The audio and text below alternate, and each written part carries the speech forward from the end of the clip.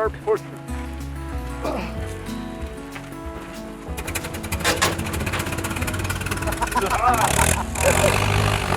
Yeah. Sometimes you just need a push. Yeah, they sure don't make them like they used to.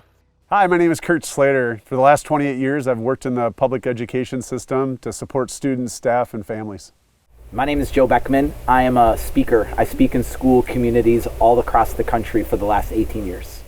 Curt and I are here today just having a conversation about life, a conversation about schools, and a conversation about the craziness that no doubt is going to be this 2020-2021 school year. We wanted to create a video specifically for administrators because we know that the decisions that you have to make, administrators, are intense. We know that there's a lot on your plate, and we know that with every one of those decisions, there's a lot of pressure and a lot of stress that goes with it. We wanted you to know that we see you, that we love you, we're thinking about you, and we think it's incredibly important that no matter how we go into this year, we do it with the best sort of leadership and mindset that we possibly can. So in your mind, what is school going to look like this fall? Because it's not going to be anything typical.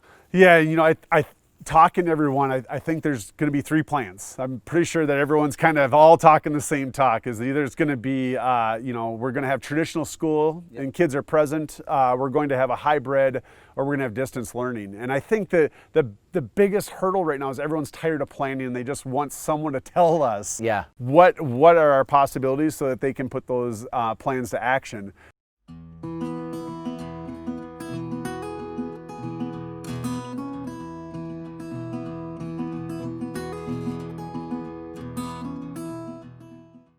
My concern is that no matter what plan comes forward, is that, can you imagine how many families are going to disagree with that for one reason or another? 100%, and then so how do we support families from a perspective of an administrator supporting families? What are they looking for, through all of this? I think one of the things that parents are looking for the most is calm within the storm. There's a lot of storm that's happening right now in our world, things that are outside of our control, and we are looking for someone to just tell us it's going to be, to lead us through it. Like the analogy that I think about is a duck swimming through water. On the surface, it's as smooth as it could be, but underneath, what we don't see are all the different things, all the different effort, all the different work that duck is doing in order to make it look smooth. And I think right now, we as parents recognize and see and feel a lot of the chaos, the craziness, all the different things that's happening underneath the water.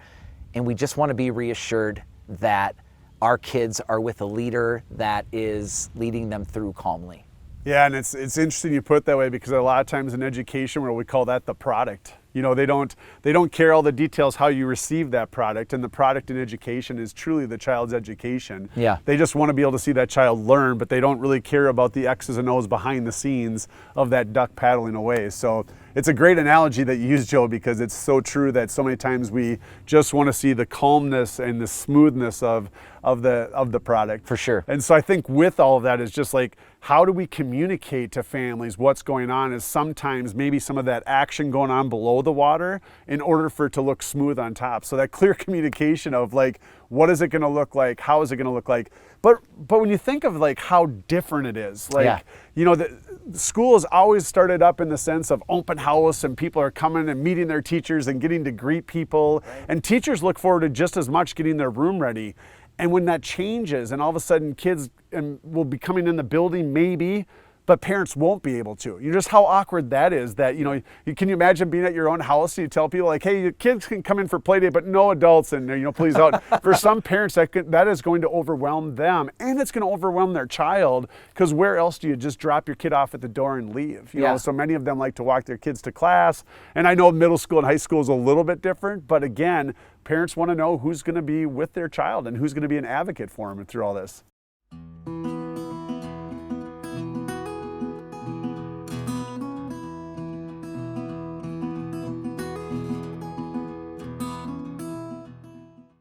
And in your experience as being an administrator, what do other administrators need to do in order to make that happen? Because we can say, stay calm amidst the chaos, but what does that actually look like, and how? Like, what are some of the hows in order to make that happen?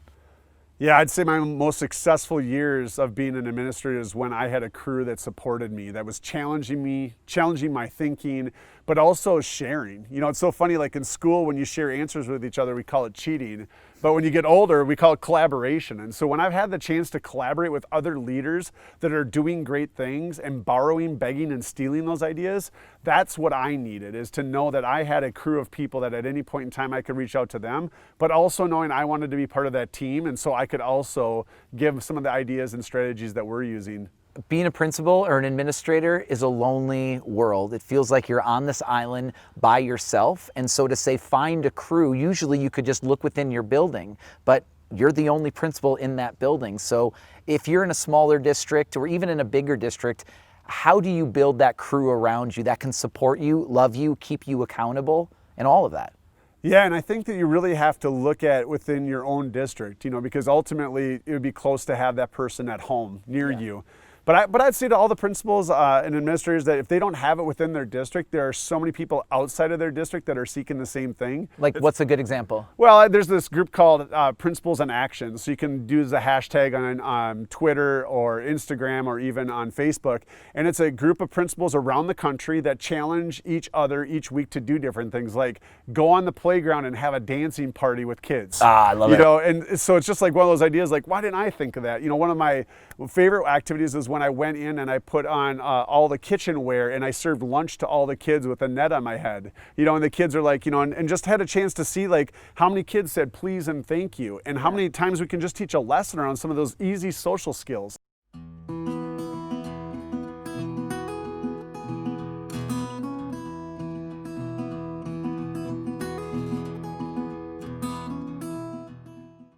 Well, I think that's the other piece, is relationships. Like, as a parent, if you were to ask me, what am I hoping that my kids don't miss out on this year, is the relationship that they have with their administrators, with their teachers. And you say, how are we gonna make those connections? And I know it's gonna be challenging, but when I look back to my best years in elementary school and middle school and high school, yes, I thought it was really cool that we learned about Pythagorean theory and A plus B equals C, but what I really truly remember the most are the connections that I had with the adults and the relationships that I was able to form. And I just, that's the connection, right? That's what I worry about so much as a parent, that's gonna get lost along the way. And so how, again, as an administrator, do you allow those connections and those relationships to happen with families and with students?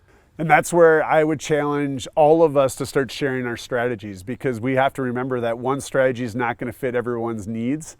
But the one thing I'll say that I love being able to do with families was doing voice phone calls on Fridays and pretend like I'm a DJ. Hey, this is Mr. Slater, you know, and kind of keeping it simple and short, but a parent could listen to it on the way home. And I think that in forming relationships, we have to give our families the good news and the bad news, no matter what they think.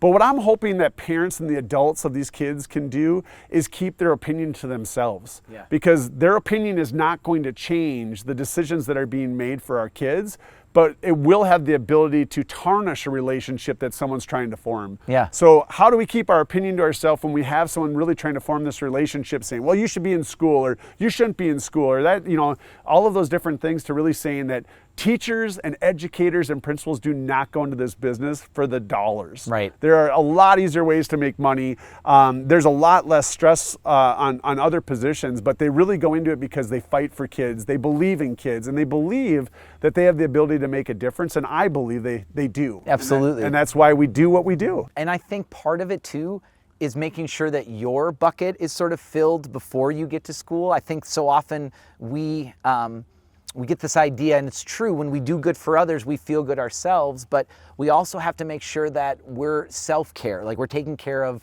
ourselves. And I just think it's incredibly important. If that means for you, and if you fill your bucket by being with family, be around your family.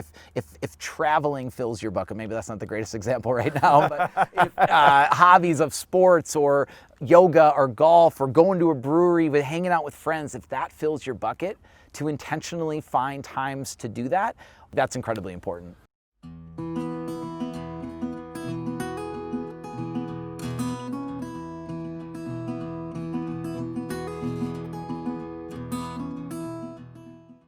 Yeah, and the part is like I've had a chance to watch your video, The Calling, and when you have the chance to watch that and then being able to recognize teachers for what they're doing, I think also as a building principal, you have to continue to build your staff up, because many times the focus is on students and families, but we have to remember that many of our staff are going to be struggling with the decisions that are going to be made. So how do we have a courageous conversation knowing that they also have to put their best game face on and whatever the decision is, and make sure that kids know that they are ready to be present and they're ready to build that relationship no matter what they might believe is the right decision or wrong decision. Yeah, and I think too that there's got to be a way for us to think outside of the box. No matter what situation is thrown our way, there's going to be so many things that are out of our control this year, and I think the things that we can control it's going to be critical for us to be aware of what those are and to invest some time and energy into it.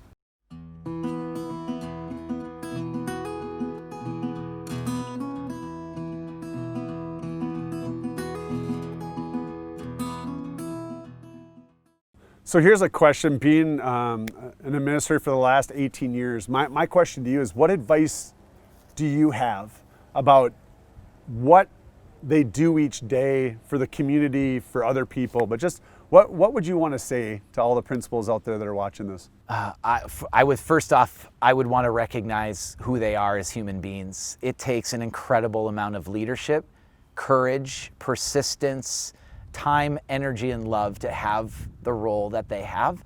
And I would hope that they hear that they are seen, they are noticed, and they are loved. For every one negative comment that they're going to see on Facebook or they're going to hear behind their back, there's 10 to 15 to 20 positive comments that they might not ever hear. And so that's number one. I hope that they know they have the support of the community, of their community. And then number two, I would hope that throughout all of this that they know that they are going to get through it, that there will be another chapter to this story, but the only way we're going to get there is with each other, and we are in general better when we are together as a crew. Yeah, the better together, they really have to find, because you will kill yourself in the midst of all of this if you try to do it on your own. So listen, at the end of the day, what we know about this year is that the conditions are going to be less than ideal.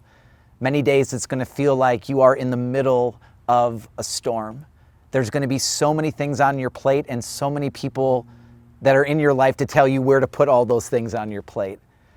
It's going to be a hard year, but at the end of the day, what we also know is that we need you. Your staff needs you. Our community needs you, but most importantly, our kids need you. You have what we feel is the most important job on this planet. Thank you so much. And when you think of how to do this work, you can't do it on your own. You have to look at your own self-care, and sometimes the best way to look at self-care is to make sure you have a crew of people that are going to be in your corner and you're going to be in their corner.